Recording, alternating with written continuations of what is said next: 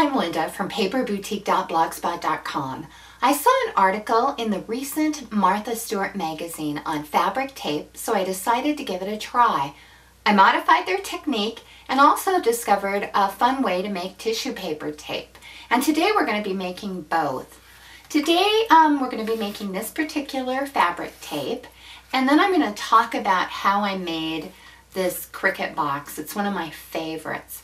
Well, let's get started and I'll show you how I made the fabric tape.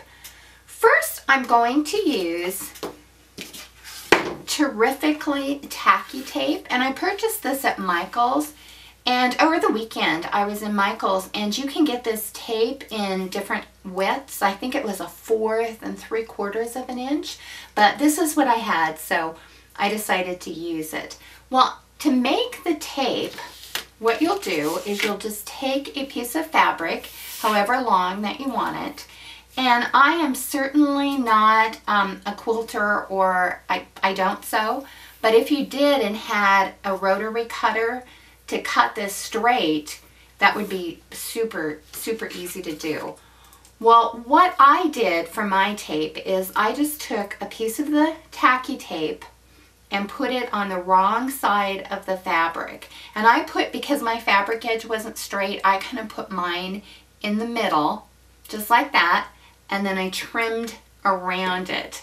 Let me show you what I did. This is, the piece that I made for this was about this wide, and I cut it, I eyeballed it about, this is probably 2/3 of the width, and this is the piece that's left over. And it's just so easy to use. All you do, and I use an X-Acto knife when I'm doing this. I already started it, so I don't know if you can see that.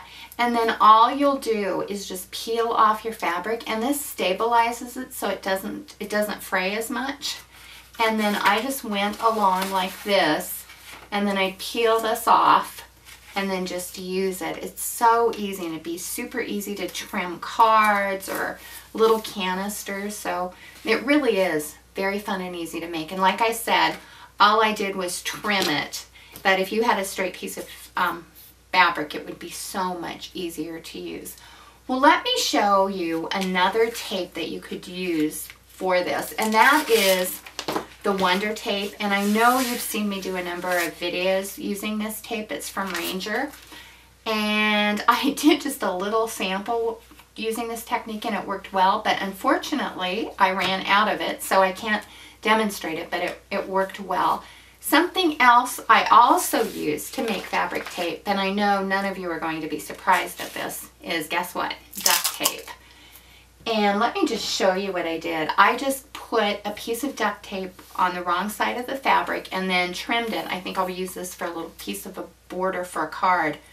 The disadvantage of using duct tape, obviously, is it's not sticky on both sides like the Wonder Tape or the tacky tape, but it really did stabilize the fabric nicely. And so you could use just a glue stick too, and it would go on, and it'd give you a little extra weight than, you know, just running it through your Xyron machine or just using glue directly on the fabric. But my favorite method is to use this particular tacky tape. Well, while I was working with this, I thought it would be fun to see if you could also use this tape to do on tissue paper, and you certainly can. This is just some decorative tissue paper that I've had, but you could use this on white tissue paper. You can make it look like Tim Holtz tissue tape. You could stamp on the tissue.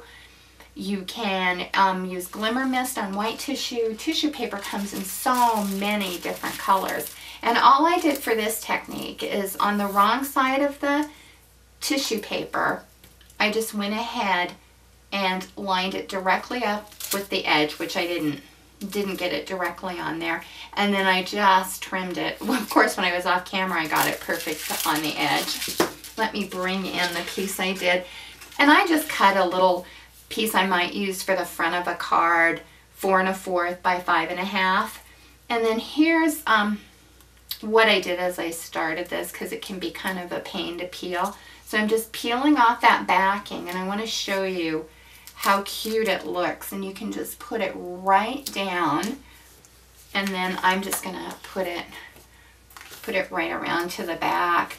And it just gives it just a cute look, and it's just very nice and transparent. And you could do that with a white tissue paper. And like I said, you could stamp it, distress it, ink it, make it look like the Tim Holtz. And what I like is it's so very transparent.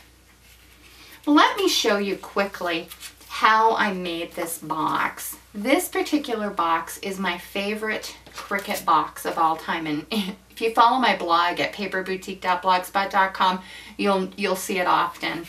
And what I did is I love the Wildcard cartridge. And this box, I don't know if you can see this, is on page 80 of the Wildcard cartridge.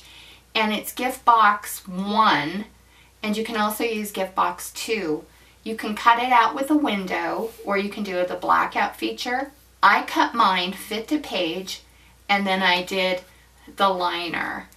And what I did is I used double-sided paper, but if you want to make these inexpensively, you can just use regular paper or one-sided paper, and then just slip a piece of paper in the bottom of the box if you want something different. I'm not sure the brand of paper, but these were just chipboard die cuts I had in my stash, and so I just glued them on.